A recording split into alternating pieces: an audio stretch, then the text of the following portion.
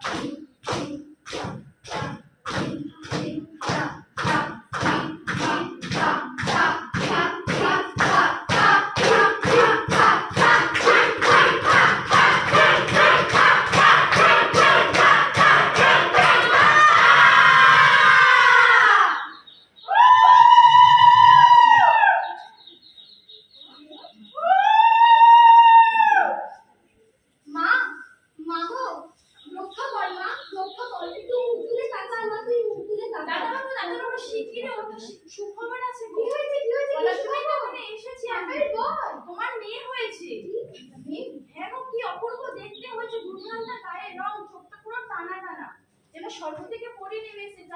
আসো আসো, দেখবে, এসে তাড়াতাড়ি আসো।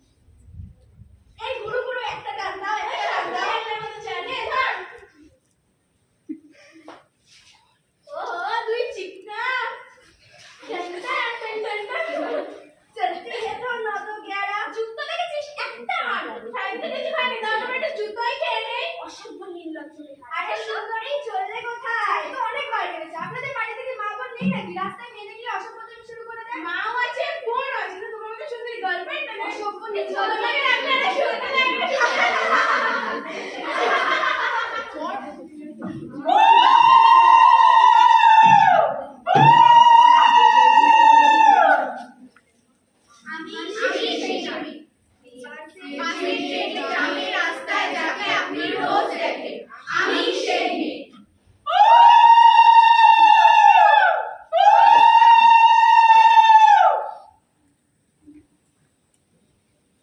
হ্যালো মা, হ্যাঁ আমি অফিসে পৌঁছে গেছি।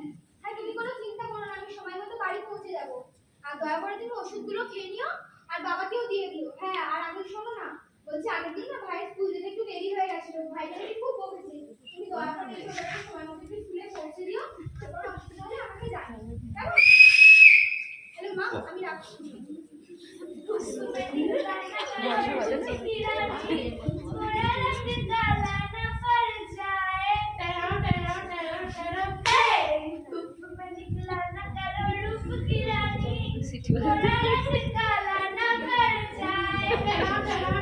দেখুন এসব অসভ্যতা কিন্তু আমার সাথে করবেন না।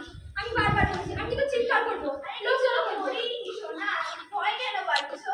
সরে যান বলছি, সরে যান, আমাকে যেতে দিন। আমার তো আসিনি। আমার পথ আটকাবেন না বলে দিচ্ছি, আমি তো পুলিশকে ডাকবো। সরে যান বলছি। ছেড়ে দিন আমাকে, বাবা, ছেড়ে দিন আমাকে, প্লিজ প্লিজ আমাকে ছেড়ে দিন।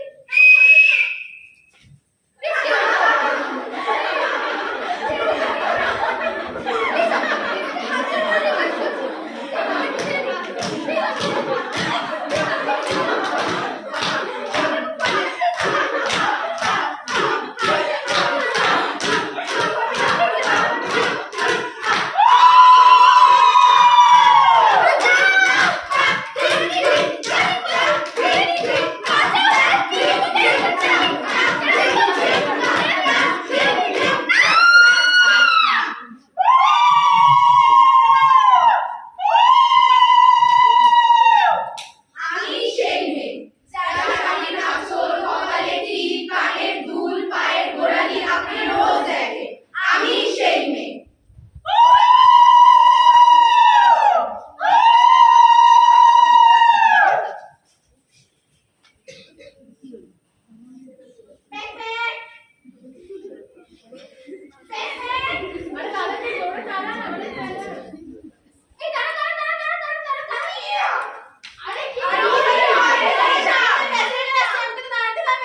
বাবা কি ভিড়! দাদা চলুন আপনি, চলুন। কি করছেন কি? একটু সরে দাঁড়ান না আপনি।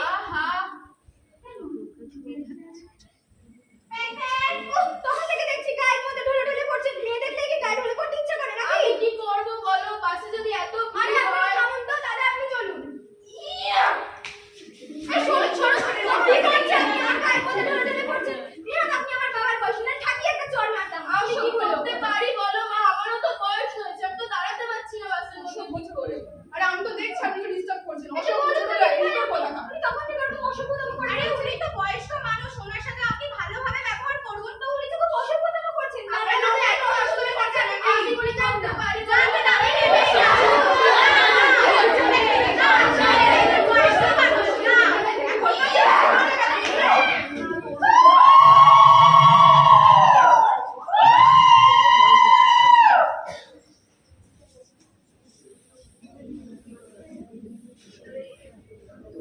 হ্যাঁ, আপনার মেয়েকে খুব পছন্দ হয়েছে। আপনার মেয়ে একদম লক্ষ্মী, কি তাই তো? একদম ঠিক বলেছে, রূপের লক্ষ্মী গুণে সরস্বতী। আমার ছেলে এরকম ভাবে খুবই খুশি থাকবে।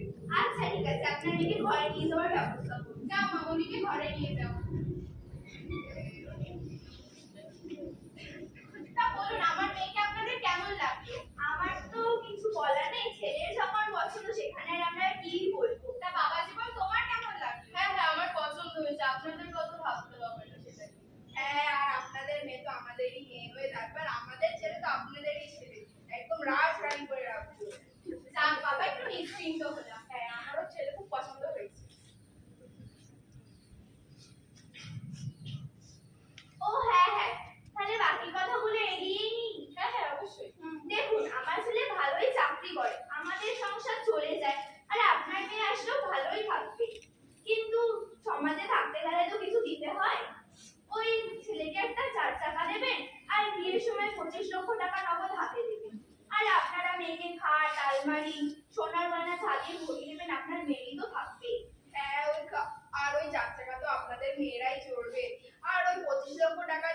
আপনাদের ছেলে আর আপনাদের মেয়েরই ভবিষ্যৎ হবে। পরে যে নাতি পুতনি হবে তাদেরই তো ভবিষ্যৎ।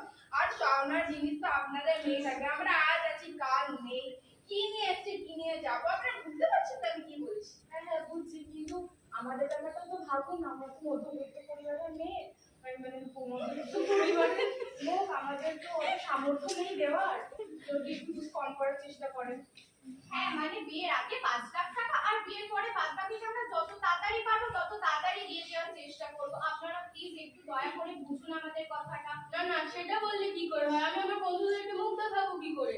এখন তো 25 লাখ টাকা ঘরে ঘরেই থাকে, এইটুকু আপনারা দিতে পারবেন না? আমার মনে হয় আপনারা বিয়ের দিতেই খরচাও পারবেন। রয়েছে, আরো সবাই এত লোকজন বলেছি, তাদেরকে খাওয়ানো দাওয়ানোর তো ব্যাপার আছে না। হ্যাঁ সে বুঝছি, কিন্তু আমাদেরও তো আত্মীয় স্বজন আছে, তাদেরকে তো বলতে হয় যে মেয়ের বাড়ি থেকে এসব দিয়েছে। তারা তো আমাদের দিকেও তো বুঝুন একটু। মা বাবা, যেই বাড়িতে মেয়েকে বিয়ে দেওয়ার জন্য কন্যাবাড়ি হয় সেই বাড়িতে আমি বিয়ে কখনোই করবো না। আমি তাদেরকে ঘেন্না করি। তুই চুপ কর, চুপ কর, এগুলো তুই বলিস না। একটু ভালো সম্মান করো।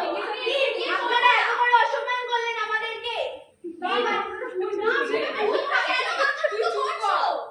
এই বাড়িতে আমার ছেলের বিয়ে দেবো না। ও ছোট মানুষ, ভুল করে বলে গেছে। আপনারা একটু তোমরা কেন মানুষ তো কর না, তুই ঘরে যা। তুই ঘরে এই এমন শিক্ষা দিয়েছেন আপনি নিজের মেয়েকে বড়দের সাথে কিভাবে কথা বলতে হয় সেই ব্যাপারে আপনার মেয়ে কিছুই জানে না। না না, আপনারা ভুল বলছে। আরে তুই চুপ কর। এমন এসে তো আমার বাড়িতে বিয়ে দিতে চাইছিলে। এইরকম মেয়ে তো না থাকার থেকে ভালো। না না, আপনারা ভুল বলছেন। আপনারা দয়া করে বিয়ে করবো না। এরকম বাড়িতে নিজের ছেলেরা বিয়ে দেবো না। বিয়ে করতে হবে না। আপনারা দয়া করে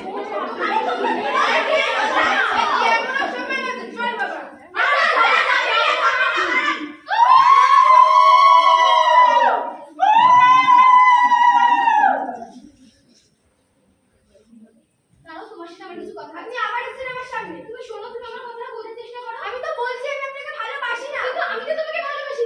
তুমি প্লিজ বোঝার চেষ্টা করো। না করে না, মান সম্মান আছে। আপনি আমার সাথে এরকম অসদাচার করতে পারেন না। কিন্তু আমি তোমাকে ভালোবাসি কেন? আমি জানি না। আমি সবার পাড়ার মেয়েদের সাথে আমি কথা বলতে পারি। ওরা যা বলেছে মিথ্যে বলেছে, ভুল বলেছে। তুমি আর ছাড়ো না আমাকে। ছাড়ো না, আমি একটা বলছি আপনাকে ভালোবাসি। অসভ্য একটা। আচ্ছা ঠিক আছে, আমি আবার অসভ্য লোক জানতো আপনি।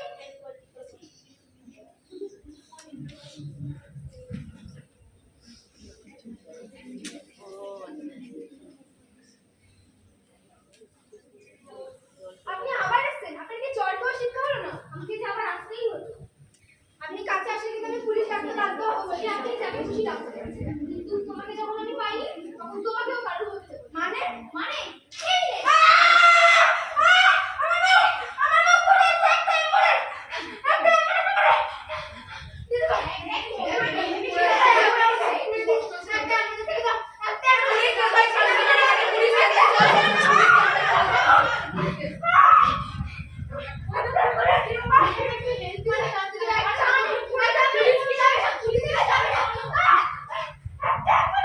স্বাধীনতার ৭৮ বছর পরেও কবে পাল্টাবে আমাদের দৃষ্টিভঙ্গি?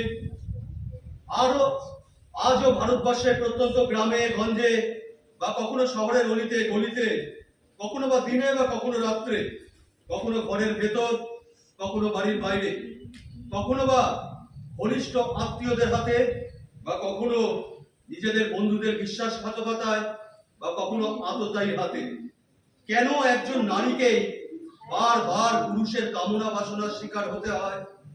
কেন একজন নারীকে আজও বারে বারে হতে হয় লাঞ্ছিতা, নির্যাতিতা, অপমানিতা?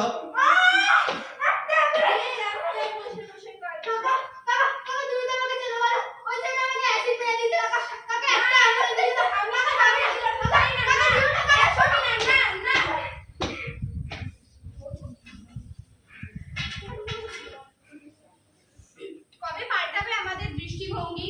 কবে হবো আমরা সমব্যাপী? আর কবে হবে আমাদের সমান অধিকার? আর কবে হবে আমরা নারীদের প্রথম সম্মান?